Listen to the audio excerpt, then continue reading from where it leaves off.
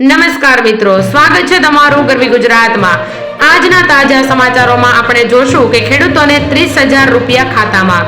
ઉપરાષ્ટ્રપતિ જગદીપ ધનખડીએ ખેડૂતો માટે પ્રધાનમંત્રી કિસાન સન્માન નિધિ એટલે કે પીએમ કિસાનની નાણાકીય સહાય વધારવાની જોરદાર માંગ કરી છે અને તેમના મત મુજબ વર્તમાન વર્ષના રૂપિયા 6,000 જેટલી રકમ હવે મોંઘવારીના દરજ્જાઓને ધ્યાનમાં રાખતા અપૂરતી બની ગઈ છે અને તેને વધારો કરવો હવે ખૂબ જ જરૂરી છે।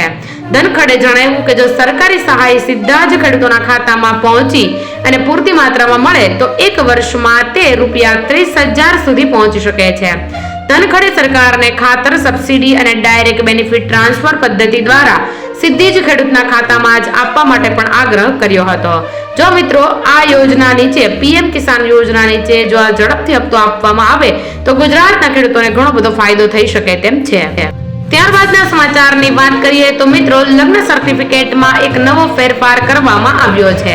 તો આપણે પહેલા જે લગ્ન નોંધણી કરાવતા હતા તે લગ્ન નોંધણીના બદલે હવે તમારે આજે એક નવો ફેરફાર છે તે મુજબ હવે તમારા લગ્ન નોંધણી તમારે કરાવવી પડશે અને લગ્નનું સર્ટિફિકેટ મેળવવું પડશે।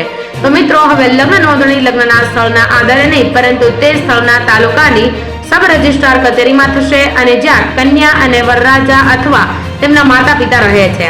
લગ્ન નોંધણી દરમિયાન પરિવારના એક સભ્યએ પણ ત્યાં હાજર રહેવું પડશે અને ઉત્તર પ્રદેશની યોગી આદિત્યનાથ સરકારે ખૂબ જ મોટો મહત્વનો ફેરફાર કર્યો છે।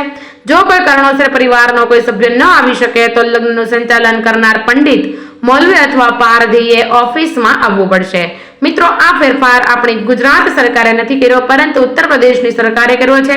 તો આ લગ્નના સર્ટિફિકેટનો જે નવો ફેરફાર છે તે ગુજરાતમાં માન્ય ન રહેતા માત્ર ને માત્ર ઉત્તર પ્રદેશની જે જનતા છે તેમને તેમના પૂરતો જ માન્ય રાખવામાં આવશે।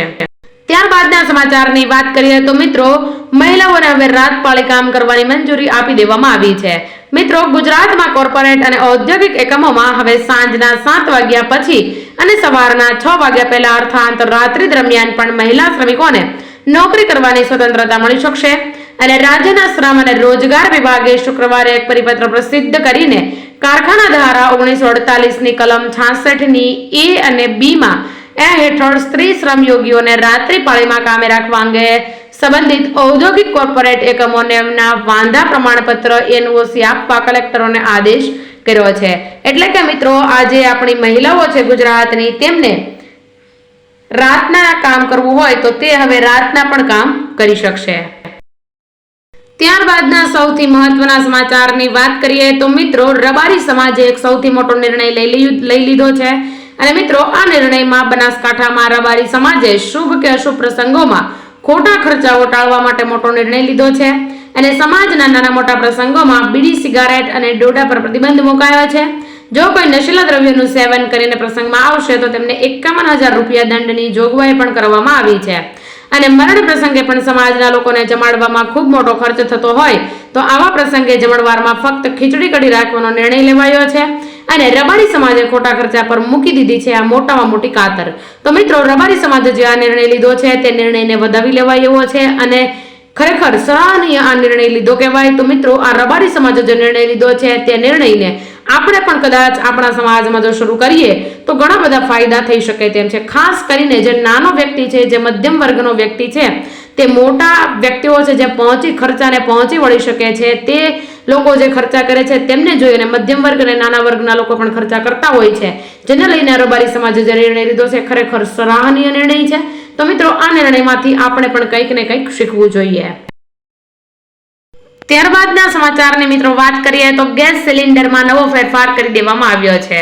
મિત્રો આજે આ મહિનાનો 27મો દિવસ છે ત્યારે સરકારે ગેસ સિલિન્ડરના ભાવમાં મોટો ઘટાડો કરી અને લોકોને રાહત આપી છે। 19 કિલોગ્રામનો કોમર્શિયલ એલપીજી ગેસ સિલિન્ડરના ભાવમાં 24 રૂપિયાનો ઘટાડો કરવામાં આવ્યો છે જે 1 જૂનથી અમલમાં આવશે।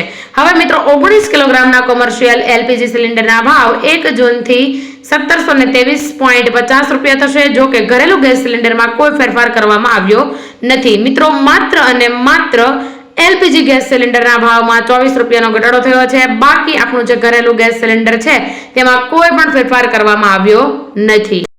ત્યારબાદના સમાચારની મિત્રો વાત કરીએ તો ખેડૂતોને વીજ જોડાણમાં અપાઈ છે મોટી રાહત જેની વિશે વાત કરીએ તો બીજી તરફ રાજ્યમાં ખેડૂતોના હિતમાં રાજ્ય સરકારે સૌથી મોટો ફેરફાર કર્યો છે અને ખેડૂતોના હિતમાં ખેતી વિષયક વીજ જોડાણના નિયમોમાં રાજ્ય સરકારે ફેરફાર કર્યા છે અને હવેથી 7(12) ઉતારામાં એક કરતા વધારે સહમાલિક હોય તો વીજ જોડાણ મેળવવા માટે સહમાલિકની સંમતિની જરૂર હવેથી રહેશે નહીં. તેના બદલે અરજદાર દ્વારા નોટરાઇઝ સ્ટેમ્પ પેપર પર આપવામાં આવેલા સેલ્ફ ડિક્લેરેશન માન્ય રહેશે.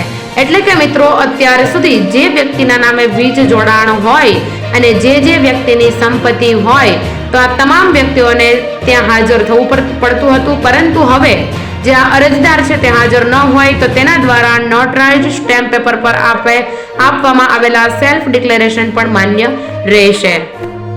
ત્યારબાદના સમાચારની મિત્રો વાત કરીએ તો બાળકોના આધાર અપડેટ અંગેની જે માહિતી આવી છે તેની વાત કરીએ તો 15 વર્ષનું થાય છે જ્યારે બાળક, ત્યારે 5 વર્ષની ઉંમરે અપડેટ કરવામાં આવેલી બાયોમેટ્રિક માહિતી અને ફોટો ફરી એકવાર અપડેટ કરાવવા પડશે. આ 15 વર્ષની ઉંમર પછીનું અપડેટ પણ ફરજિયાત છે અને આ ઉંમરે શારીરિક અને બાયોમેટ્રિક ફેરફારો પૂર્ણ થતા હોવાથી આ અંતિમ મેજર અપડેટ આપવામાં આવી છે. મિત્રો, તમારું બાળક પણ જો 15 વર્ષનું થઈ ગયું છે તો તેમનું આધાર કાર્ડ જે છે તે આધાર કાર્ડ તમે અપડેટ કરાવવાનું ન ભૂલતા, કેમ કે આ માહિતી જે અંતિમ મેજર અપડેટ આપવામાં આવી ગઈ છે તો અંતિમ મેજર અપડેટની જે વાત કરીએ, જે તારીખ છે એ પૂરી ન થાય ત્યાં સુધીમાં તમે તમારા બાળકનું આધાર કાર્ડ છે તે અપડેટ કરાવી લેજો. તો મિત્રો, ત્યારબાદના સમાચારની મિત્રો વાત કરીએ તો પાક વીમા યોજના જે છે તેને ફરી શરૂ કરવા માંગ કરવામાં આવી છે. મિત્રો, પાક વીમા યોજના ગુજરાતમાં ફરીવાર શરૂ કરવાને લઈને સૌથી મોટા સમાચાર હાલ અત્યારે સામે આવી રહ્યા છે.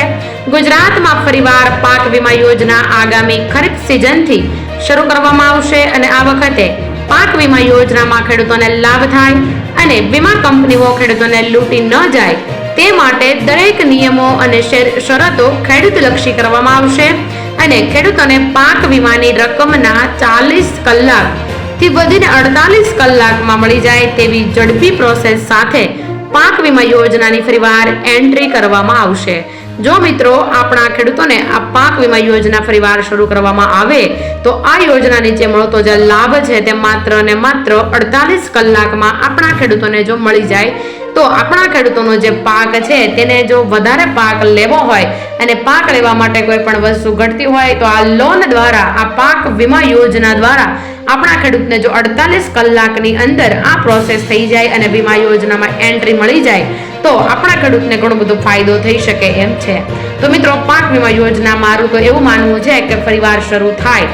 તમારું શું કહેવું છે કે પાક વીમા યોજના ફરીવાર શરૂ થવી જોઈએ કે નહીં? મને કમેન્ટ બોક્સમાં જરૂરથી જણાવજો. તો મિત્રો, આવા જ લોકોપયોગી, તાજા અને ટ્રેન્ડિંગ સમાચારો મેળવવા માટે આપણી ચેનલ ગરવી ગુજરાત સાથે આજે જોડાઈ જજો અને આપણી ચેનલ ગરવી ગુજરાતને ઝડપથી સબસ્ક્રાઇબ કરી લેજો અને બાજુમાં આપેલા બેલ આઇકનને ઓલ પર પ્રેસ કરી લેજો, જેનાથી અમે કોઈ પણ નવો વિડીયો અમારી ચેનલમાં અપલોડ કરીએ તો સર્વપ્રથમ તમને નોટિફિકેશન મળી રહે. અને સાથે સાથે મિત્રો, આ તમામ સમાચારોને તમારા મિત્રો અને પરિવારજનો સાથે પહોંચાડવા માટે અમારી ચેનલને જરૂરથી તમારા ગ્રુપમાં, વોટ્સએપ ગ્રુપમાં, ફેસબુકમાં કે ઇન્સ્ટાગ્રામમાં કે ટ્વિટરમાં કે ટેલિગ્રામમાં કોઈ પણ માધ્યમ દ્વારા અમારી આ ચેનલની લિંક મોકલાવી દેજો, જેથી તે પણ ઝડપથી ગુજરાતની આગળ વધતી ચેનલ ગરવી ગુજરાત સાથે જોડાઈ શકે અને લોકોપયોગી, તાજા અને ટ્રેન્ડિંગ સમાચારો સૌથી પહેલા મેળવી શકે. તો મિત્રો, ફરી મળીશું તાજા, લોકોપયોગી અને સૌથી ઝડપથી આગળ વધતી ચેનલમાં ફરીવાર ગરવી ગુજરાતમાં આપણે ફરી મળીશું. ત્યાં સુધી મને રજા આપો. જય હિન્દ, જય ભારત.